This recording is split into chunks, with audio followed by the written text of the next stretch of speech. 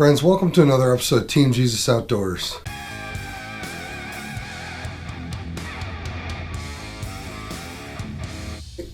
Whether you're fishing through the ice or you're fishing from a boat, there are 3 steps that everyone needs to do to locate and catch fish. With only a couple hours to fish after work on a Wednesday, my buddy Mike and I and his buddy Dave, we took to the waters of a new body of water, just a small 17-acre lake in southeast Michigan. We had a couple hours to figure this lake out, figure where the fish are, and try to catch a couple.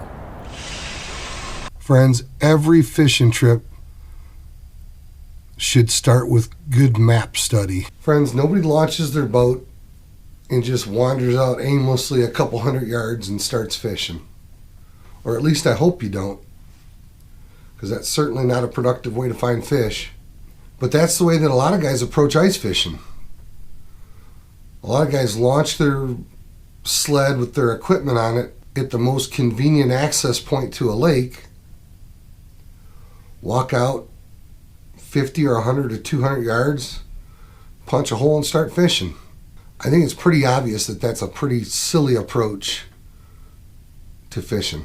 If you're fishing on a new body of water, whether in your boat or on the ice, the first step to a successful fishing trip is preparation. If you're like me and you've been doing this for years, you may still have map books, paper map books. If so, those map books can be a great way to do your ice prep. If you take a more modern approach, maybe you use Navionics on your phone, or like me, maybe you use Navionics on your computer. Generally, that is my preferred approach, is I use the Navionics web app on the computer to start almost every one of my fishing trips. During step 1, during your planning phase, you want to identify the most likely spots on a lake that you can possibly identify by map study. Sometimes that's going to mean irregularities in the contour lines. Sometimes that's going to be looking for weeds. Sometimes it might be looking for lake structure. Friends, a small lake laid out just like this lake is so common in the Midwest across the ice belt that it's not even funny. Just here in southeast Michigan alone, there are hundreds of small lakes that lay out very, very similar to this.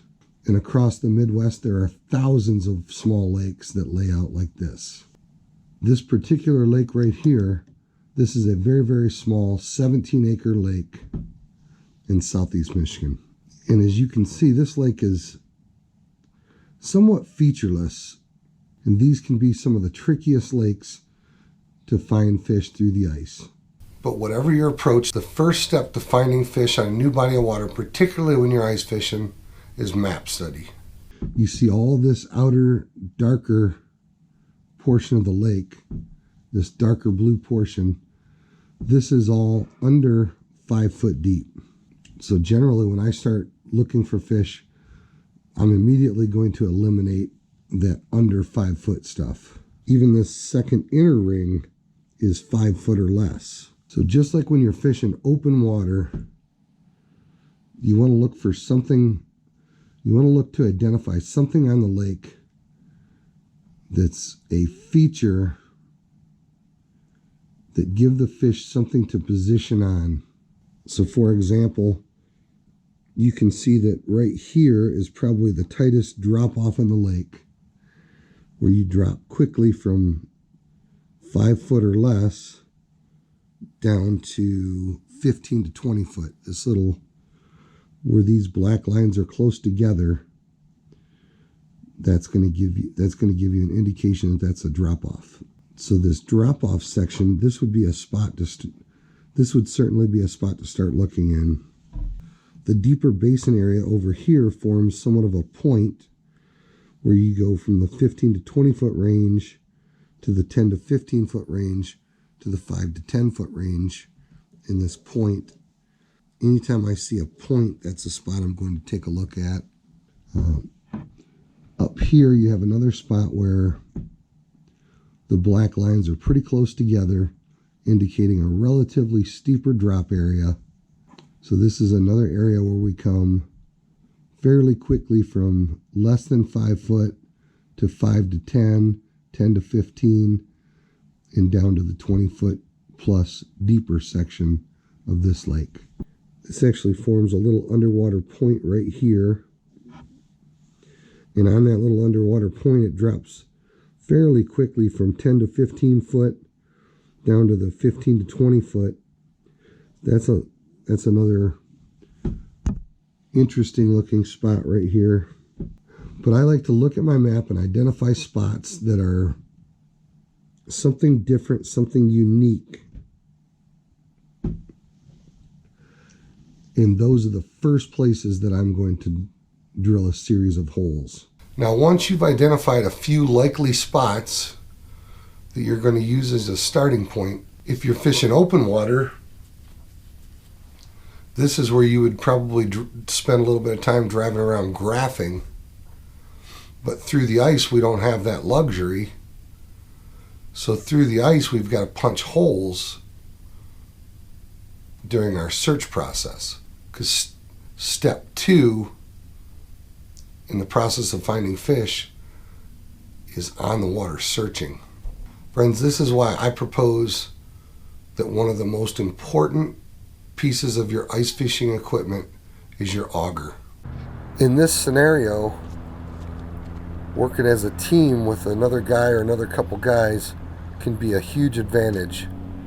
You can have one guy punching holes while another guy's coming behind him, checking with the sonar for depth, for fish, for weeds.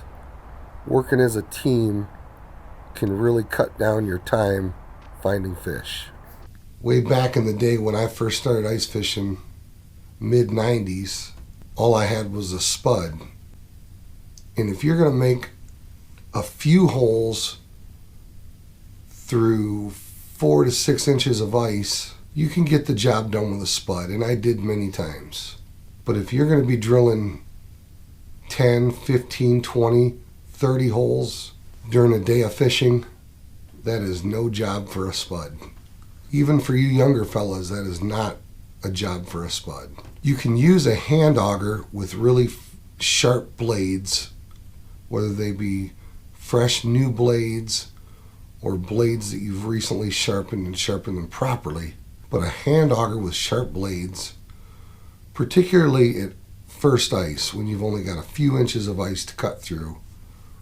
Some guys can do a fair job with a hand auger, but for old timers like me, I'm going to be wore out long before it's effective.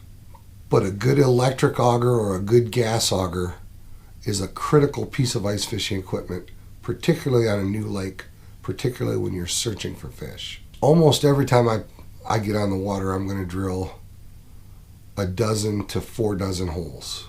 If I spend an entire day on a lake, particularly a newer lake, I may drill upwards of 50 holes. Now, I do this with a gas auger because I've had a gas auger for the last 20. I've had a gas auger for more than 20 years. I keep the blades sharpened on it. I've kept it running well all these years. My gas auger has treated me very, very well. It's been an incredible investment. However, one of these days I would love to have an electric auger. A good auger is a critical piece of equipment when it comes to ice fishing, particularly searching for fish, particularly in new body of water. So now you've identified a few likely spots on your map. You're on the lake, you start punching some holes. You start punching some holes where the weed edges are, where the weed flats are, or where the basin is.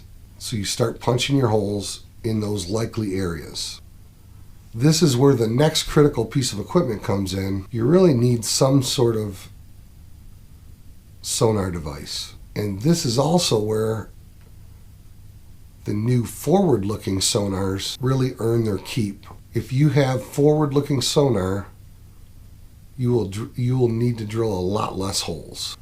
Personally, I do not have forward-looking sonar, so I'm going to have to drill the additional holes and use my regular 2D sonar or my flasher to identify those contour breaks, look for those weeds, look for fish. Step 3 is execution.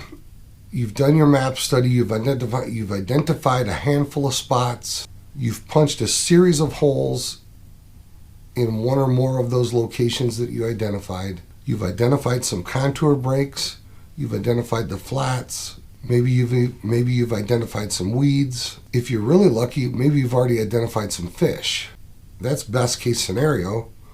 You drop your transducer in the water and immediately you start marking some fish.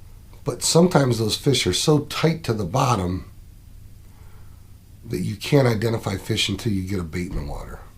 So step 3 is execution. Me personally, I'm still a big fan of live bait. So I'm typically going to start with a tungsten jig and a waxworm, or a tungsten jig and a couple spikes, or a teardrop with a waxworm or spikes. But I'm going to get some meat down there in the water near the bottom and see if I can get any fish coming up off the bottom to take a look at my bait. Or maybe you've marked fish up in the water column. Maybe you've marked fish up higher in the water column, and you'll use that bait to test the interest of those fish up higher in the water column. If I can get fish to eat on a tungsten jig or a teardrop on a waxy, I'll fish that all day long. If the fish are kind of negative or kind of neutral and they won't eat the jig and the waxy, then I'll try a slightly more aggressive approach. And that's going to be your preference, whether that's a jig and wrap or a similar jigging style bait or some sort of a spoon. I love Swedish pimples. I love buckshot spoons. If you're fishing for perch, bead spoon can be a great option. Or even sometimes even a small, like a 16th ounce rattle bait, like a miniature rip and wrap. We're not having any luck using your typical ice fishing finesse tactics, so I am going to try Swedish pimple with a minnow head on the bottom of the Swedish pimple. See if I can find a little bit more aggressive bite. I would put all 3 of those spoons, jig and wraps, rip and wraps. I would put all 3 of those in the same category of a more aggressive search bait. Before I give up, I'll try one of those more aggressive search baits. Wow, there's one. Got her.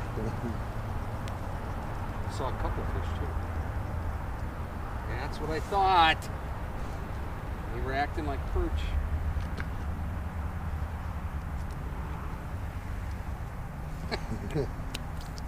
That's like catching them on my lake. We'd have to get a little closer to the camera to see that.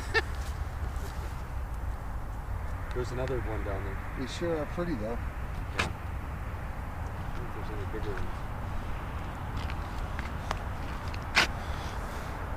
First fish in 2 hours. Friends, that's, in a nutshell, that's it. Do your preparation.